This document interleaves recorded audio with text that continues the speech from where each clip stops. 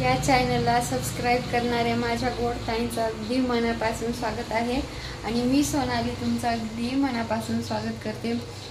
आणि वेळातून वेळ काढून तुम्ही माझा व्लॉग बघत आहात तर त्याबद्दल तुमचं अगदी मनापासून धन्यवाद। आणि पूर्ण व्लॉग बघत राहा, तुम्हाला नक्कीच आवडेल बघा। आणि हे कपाट मी बनवलं होतं, आत्ताच बनवलं 8 दिवसापूर्वी। तर मी आज त्याला लावलं कारण की माझ्या हाताला थोडंसं लागलं होतं, त्यामुळे हात काही असा होत नाहीये, असा हालतोय असा, पण असा वरी होत नाही, असंच नाही होत, दुखतंय। तर त्यामुळे मला थोडा वेळ लागला हे सगळं सेट करायला, तरी व्यवस्थित नाही झालं।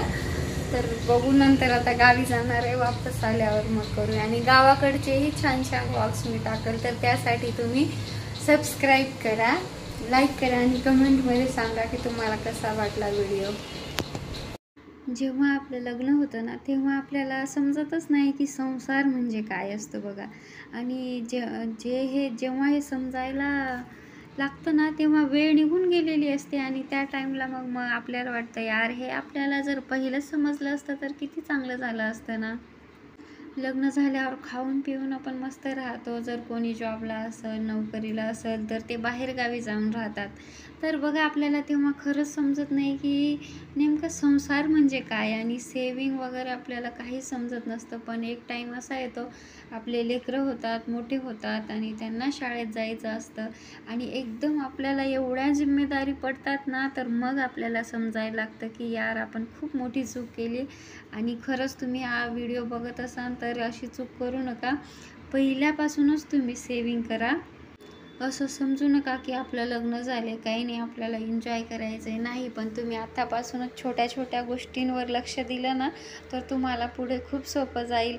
आणि याआधी आम्ही दौंडला होतो, पुणेजवळ, आणि खरंच तिथं काही घेतलं नाही, 4-5 वर्ष होतो, काही असं सुचलं पण कधी असं घेतलंच नाही, घेणं झालंच नाही।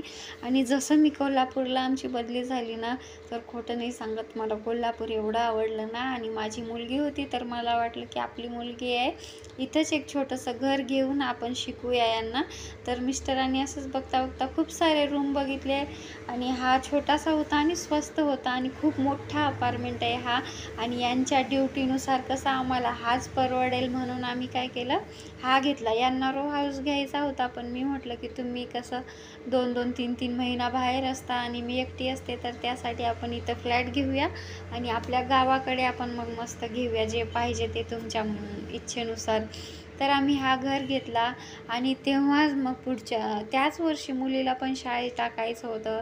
मग विचार करा, घराचे हप्ते, मुलीची शाळा, पण आम्ही पहिलं सेविंग केली असती समजा, घराच्या नावाने म्हणा किंवा मुलीच्या नावाने, तर एवढी अडचण येत नाही बघा।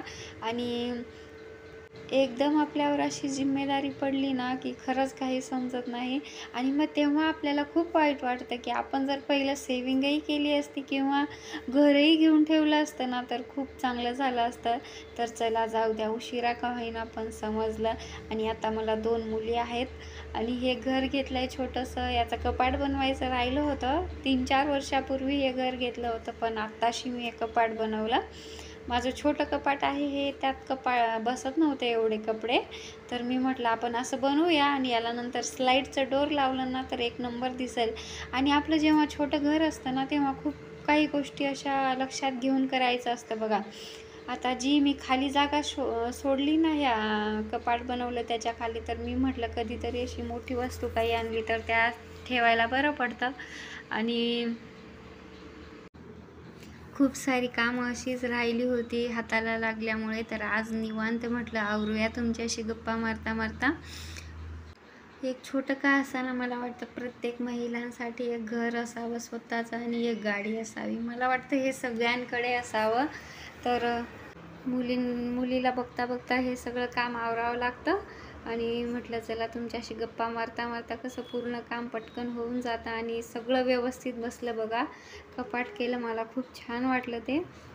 कोणाला बसवायचं असेल ना, तर खरंच तसं बसवा, कारण की कसं त्याच्यावर खूप कितीही वजनदार वस्तू ठेवल्या ना, तरी काही प्रॉब्लेम नाही। आणि दोन्ही साईडला मी अशी गादी ठेवली, कारण की कसं दुर्वा खेळते ना, तर पडेल म्हणून भीती वाटते, म्हणून असं ठेवते। एकतर ती पडत नाही, पण कसं आपण आई आहे ना, भीती वाटतं चला तर आवरत आलं होतं. हे आवरायला मला 2 तास लागले बघा. असं जसं स्पीडमध्ये दाखवते तसं काम आवरलं असतं तर किती छान झालं असतं. पण 2 तास आवरायला लागली आणि नंतर 1-1.5 तास तर दुर्वाला झोपवायलाच लागली. ही रूम तर आवरली होती, पण अजून भांडे माझी वाट बघूनच होते. तर हे रूम झाल्यानंतर म्हटलं चला पटकन भांडे वगैरे घासली.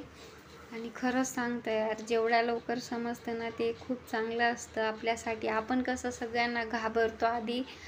लग्न झाल्यावर आपण काही आपले मत मांडतच नाही ना नवऱ्यांसमोर, की असं नाही असं.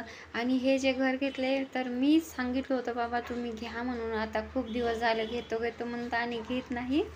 तर म्हणून हे घर झालं माझं. आणि बघा, तुम्हाला खरं सांगते ह्या घराचा ना खूप फायदा झाला आम्हाला. एक तर रेंट द्यावं लागत नाही आणि जे व्याज जे कटतात ना पैसे, त्यातून असं वाटते चला व्याजच फक्त कटतंय, बाकी तर सगळं आपल्याच पदरात पडणार आहे ना. म्हणून हे माझ्या ज्या सगळ्या बघणाऱ्या बहिणी आहेत त्यांचंही घर होऊ दे, देवा सगळ्यांना सुखी ठेव, हीच ईश्वरचरणी प्रार्थना आहे. आणि तर चला, तुम्हाला कसा वाटला व्लॉग कमेंटमध्ये सांगा आणि व्हिडिओ आवडला तर सबस्क्राईब करा. चला भेटूया आणखी नवीन व्लॉगमध्ये. Bye bye.